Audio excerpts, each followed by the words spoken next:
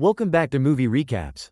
Today, I will show you a drama mystery thriller film from 2014 titled Before I Go to Sleep. Spoilers ahead, so watch out and take care. Christine wakes up in bed next to someone. She gets up, grabs some clothes, and walks into the bathroom. One of the bathroom walls is covered in photographs of her and the man. She sees the wedding band on her hand and then walks outside. Ben is waiting for her on the bed. He tells her that they got married 14 years ago and that she's 40 years old. As she gets dressed, he explains that she had a car accident 14 years ago, which caused injuries that made it impossible for her to remember everything. She stores up information for a day, but when she goes to bed, it all disappears, and when she wakes up, she thinks she's in her 20s. Ben asks her to trust him, but she's scared.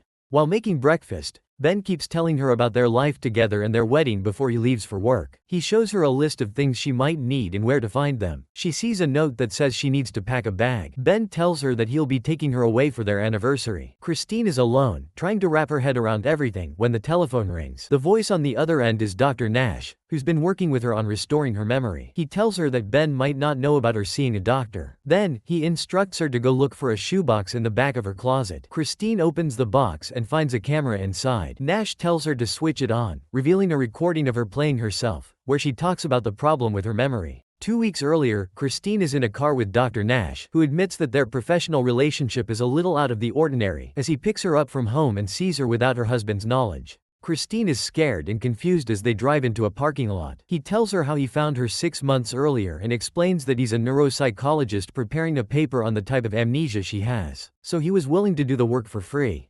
As they start walking to his office, Dr. Nash tells her that even though she didn't remember who he was when he called the next day, she still agreed to work with him. Christine has mentioned working with a psychologist to her husband, but he was adamantly against it because she had therapy in the past, and it had only upset her in his office. He gives her the camera and tells her to keep a visual diary. Dr. Nash informs her that her injuries were sustained in a vicious attack 10 years earlier, resulting from repeated blows to the head. She's confused because Ben had told her another story. The doctor shows her news articles about the attack, and she wonders why someone would try to kill her. He explains that no one really knows why they attacked her. As they leave, he tells her not to tell Ben about the camera so she doesn't feel constrained to share her thoughts and feelings. He tells her where to hide it and that he'll call her in the morning to remind her. She agrees to the plan that night. While Ben prepares cocoa for them, Christine goes to the bathroom to record the first entry in her video diary. She explains her memory issues, and when she hears Ben coming up, she scrambles to hide the camera and goes to bed, pretending she's already asleep. Christine wakes up the next morning next to Ben.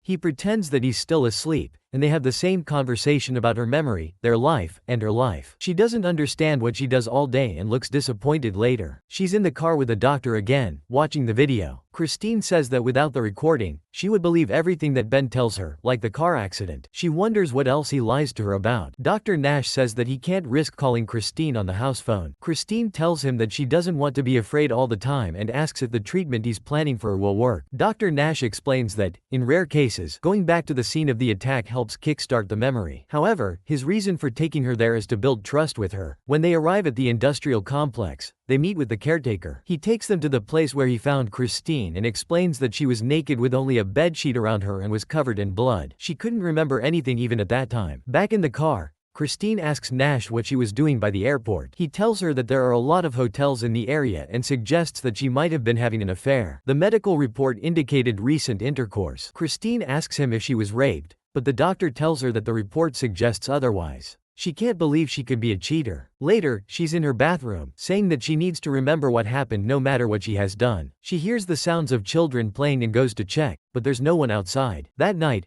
Christine walks into the shower when Ben joins her and begins kissing her. As they start making love, she has a memory of someone with a scar on his jaw. They fall asleep together, and Christine dreams about a hotel room during her attack. The next day, Dr. Nash performs tests on Christine and shows her pictures that she needs to identify. She looks at the pictures and becomes upset, so she rings the panic button in the MRI machine. Later, they talk in a waiting room, and Dr. Nash tells her that some of the pictures were random while others were in her file. The photo he shows her had produced a distinct reaction in her brain. Christine doesn't know who the woman in the photo is, even with the name, Claire, written on it. While having dinner with Ben that night, she asks him about Claire. Ben says that he doesn't know her and then asks why Christine is bringing it up when she tells him she had a memory. He becomes invested in the amount she remembers. She mentions a few things, mostly from the photo, and he tells her that it wasn't the first time she had remembered Claire. Ben says that they were friends once, but that she moved away and that it doesn't matter anymore. Christine insists that it does matter. Ben brings a box of photos he keeps in his study. They are of her and Claire. She asks why he hides them from her,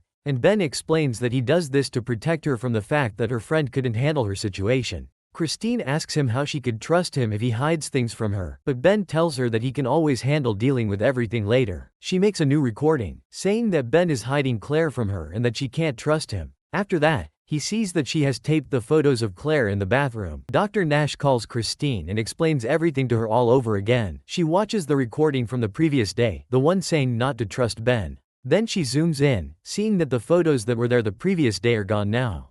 She gets angry and starts looking through Ben's study to find something. She finds a key that takes her to the photos. Flipping through them, she has a memory about Claire and her telling her that she's pregnant. She rushes to check the pictures in the bathroom and the pictures in the albums, but there is no evidence of a child she might have had. Christine checks her stomach and sees her stretch marks. She remembers a conversation with her son. She calls Ben to ask about their child, and he comes home instantly. Christine is upset and wants to know where their child is. Ben embraces her and tells her that their son died once inside. He tells her that the child died from meningitis before his 9th birthday. He gets another box that he's hiding from her, so that she doesn't stumble upon them by herself. Ben shows her a photo of their son, Adam, as a baby. Christine cries, but she doesn't remember him. As she goes through the photos, she sees his birth certificate and a note in his handwriting. Ben takes back the photos, and later Christine makes another video in which she says that while the grief might not be new for Ben, it is for her and it will be new every other day for the rest of her life. Christine has another nightmare about the man with a scar during her attack. She wakes up terrified, then watches her recordings about Adam and cries. Christine begins taking apart the wall of photos in the bathroom.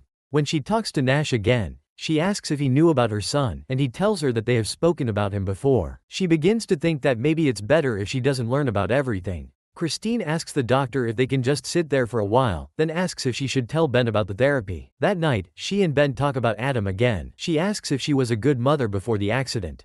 Ben says that she loved him very much, and she has a memory about him. For a moment, Christine says that she understands how difficult it must be for Ben to go through all of it over and over, but she tells him not to hide their son from her again. He apologizes to her that night. Christine has another nightmare. She's in a hotel and can see her son there. She finds a note that has the name Mike on it and then remembers the man with a scar again. Lastly, she remembers parts of the attack. Christine awakens and forgets everything again. Christine is in the car with Dr. Nash, going somewhere when they stop. She tells him the name Mike, saying that he's the man that hurt her. The doctor comforts her and leans in to kiss her. When she sees that his name is Mike, she remembers him as the person who struck her in the hotel room, so she runs from the car. He gets a syringe from his trunk and runs after her on the long pier, eventually catching up to her. Later, Christine is on her couch when her phone rings. She answers the call from Dr. Nash, and he explains that he gave her a sedative to calm her, not to put her to sleep. She remembers him telling her that she was confused and suffering from confabulation, placing all her fears and suspicions on him. Before he hangs up, he says that he has found out something about Ben that he will have to explain to her in person. Ben arrives at the house, and they have dinner together. He asks her who she was talking to on the phone when he tried to call her, and she lies, saying she was calling him the next day. Christine is listening to Dr. Nash explain how vulnerable patients like her can develop feelings for their psychiatrists. What is less common is for the psychiatrist to develop feelings for their patients. He says that's unprofessional. She thinks that he's her only hope in making progress. Dr. Nash tells her that he will refer her to a colleague. He thinks that treating her further would be unethical, but he acknowledges that her progress is noticeable because she remembered to watch the recording even before he had called her that morning. Next, he tells her that he found out that Ben had her transferred from an asylum to a nursing home. The doctor managed to talk to the administrator, who told him that her friend Claire had been trying to get in touch with her. He gives her Claire's number. The administrator also told Nash that Ben had divorced her 4 years prior. Later, Christine calls Claire and leaves her a message, saying that she really needs to talk to her. She goes to see Ben at his work. When she asks if they're divorced, he gets angry, but she pushes for the truth. Ben tells her that it's because of the death of their son. At first, he walked away from her, but he has come back and he will never leave her again. That same day, Claire calls Christine back. She remembers bits and pieces about herself as Claire tells her that she had kept ringing the nursing home where Christine was placed. Claire tells her that she misses her and wants to see her. They arrange a meeting at an observatory in an hour. Christine goes to see Claire and waits for her on a bench. When Claire shows up, Christine remembers her. They've missed each other very much. Christine asks Claire if she was a good mother, and Claire replies that she was great. Ben was also a good father. Christine asks her friend who did that to her. They grab a drink, and Claire tells her that she was probably having an affair. She confessed to her eventually but never gave any details about the man. Claire apologizes to her for telling Ben, but she had to do it since she had already told the police. Christine thinks that's the reason why Ben never talks to her about anything, including her. Claire tells her that after her accident, she tried to help Ben out and the two of them spent a lot of time together, eventually sleeping together. She decided to stay away from them because of that. Before Christine leaves, she gives her a note that Ben left for her with Claire, saying that if she was ever good enough to read and understand it. The letter explains the reasons why he left her. In it, Ben says that the main reason was the happiness and well-being of their son, who couldn't bear seeing her like that anymore. Christine finishes the letter. As Ben arrives at the house, she records a video in which she is talking to Ben. Later, Christine shows Ben the video she recorded for him and starts telling him about everything that has been happening in the previous weeks. She tells him about Dr. Nash, and he's angry that she kept that from him. When she tells him that she forgives him and that she loves him, he hits her.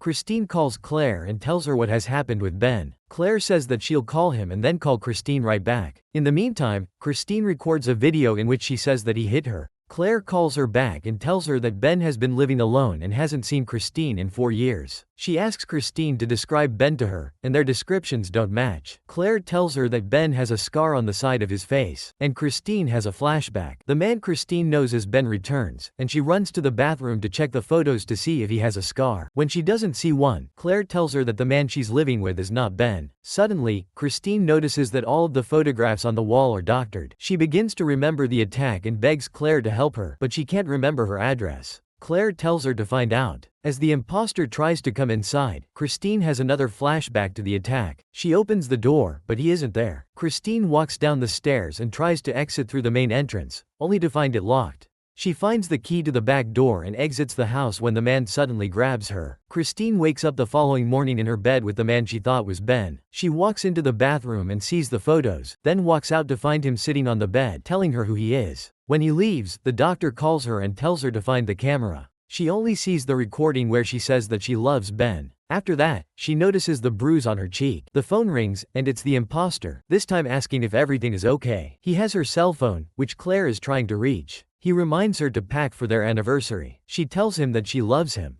Later, Dr. Nash is trying to phone Christine when he gets called to the main reception. Ben runs into him and introduces himself.